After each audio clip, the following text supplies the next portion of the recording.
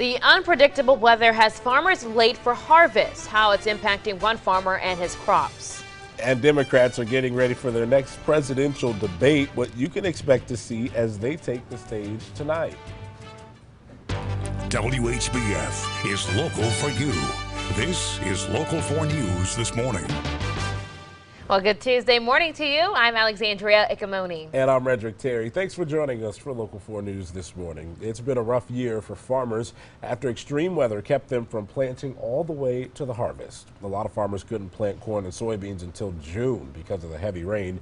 They then had to deal with drought conditions. And now farmers are dealing with a 2-week delay. Local 4's Aaliyah Sims has more. If you like what you do, if you enjoy what you do, it's not really work. Well, this year it's been work just because of the challenges that we've had. Rob Ewald, Scott County farmer, says farmers endured a tough harvest season this year. Our biggest concern right now is we have some contracts to deliver at the river, and with the river being flooded, we cannot load barges out.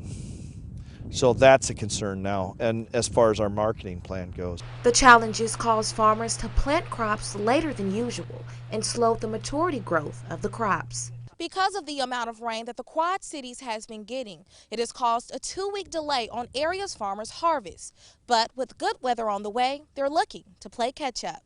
If we can get 6 days put together of dry and sunshine, we should see a lot of these soybean fields get combined over the next 6 days, 7 days. You know, I hope those slight chances that we have, I hope we can miss them and keep going. Ewald says, looking at the forecast, he's optimistic that farmers can cover as much ground as possible. That's why we're glad that we have sunshine. We could use a little bit warmer weather to help dry the beans down a little bit, but we will make do right now. They're within our limits that we can harvest, so we're trying to take advantage of the good weather that we've been given.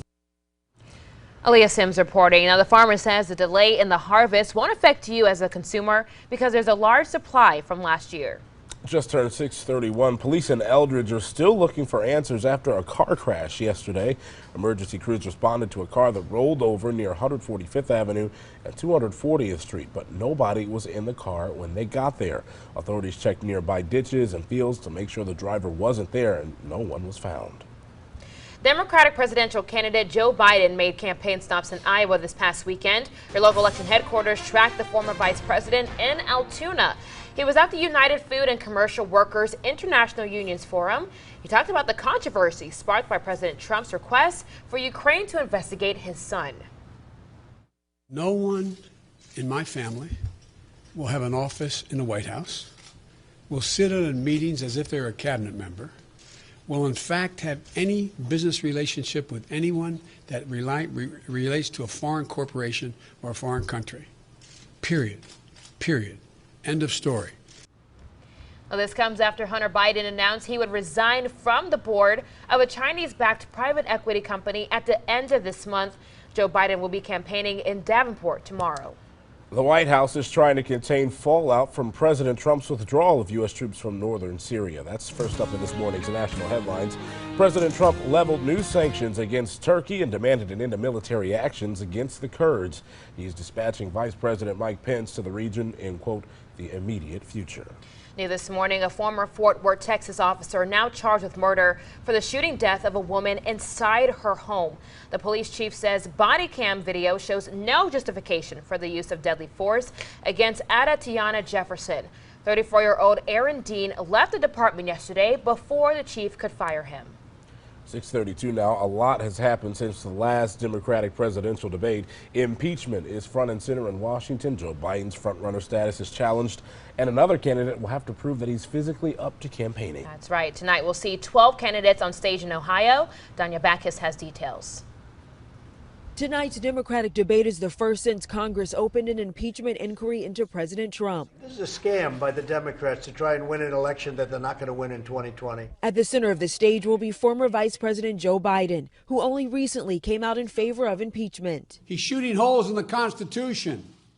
And we cannot let him get away with it. Next to him, Elizabeth Warren.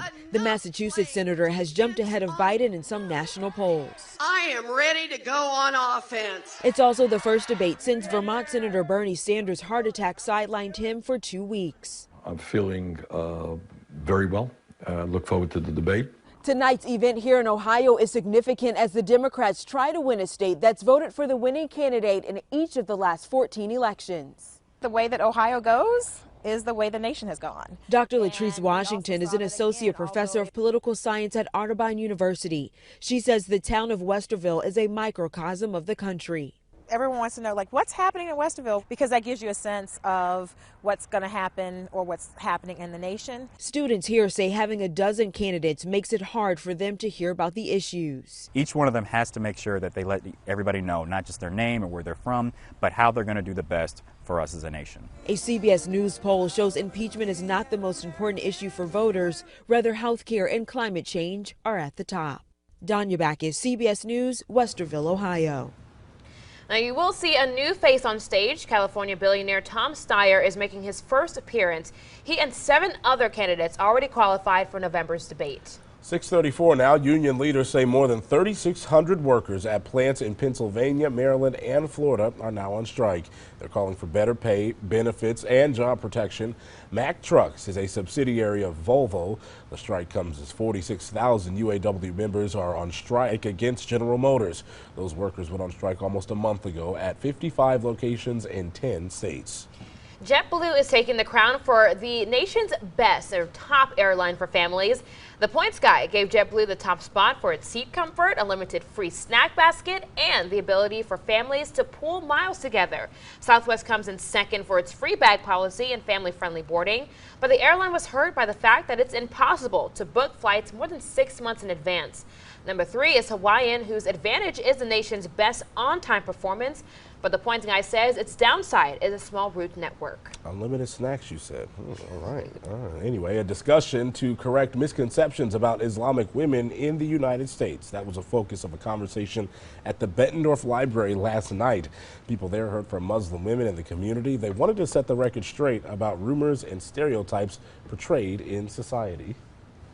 I hope people will understand that it's quite possible and maybe even probable for a woman to be quite feminist and also be a practicing Muslim woman.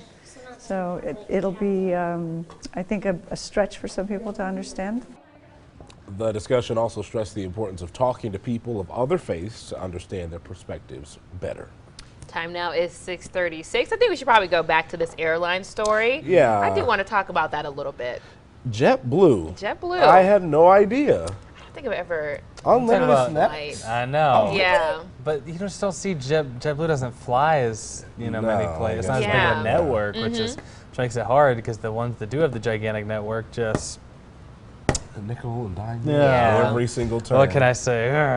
I'm a huge fan of Southwest because of the bag policy, like they said, and first come first serve for seating. I've never flown any of those. Oh man, Southwest. Do it. I feel like of the ones that I've flown, United has like the best space. You know, the most space in between the seats, and that's critical for me. You know, it's just like I don't want to be cramped up behind somebody. So. The best I've ever flown is Lufthansa, which is a German airline.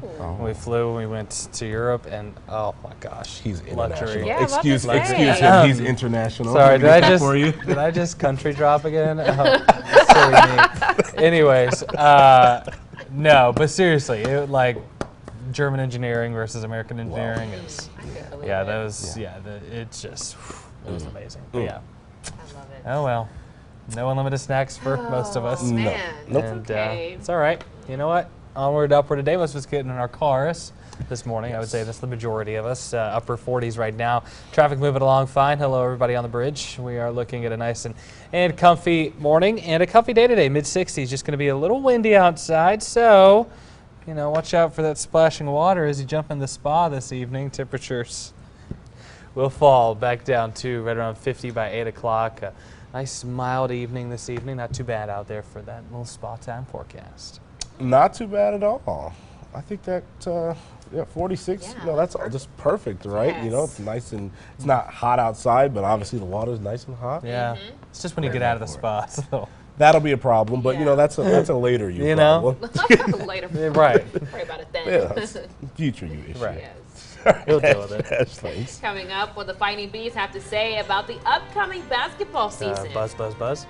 No. Oh. They have more than that to say. J. Kidd will tell you next in sports. Time now 6:38. You're watching Local 4 News this morning. Buzz.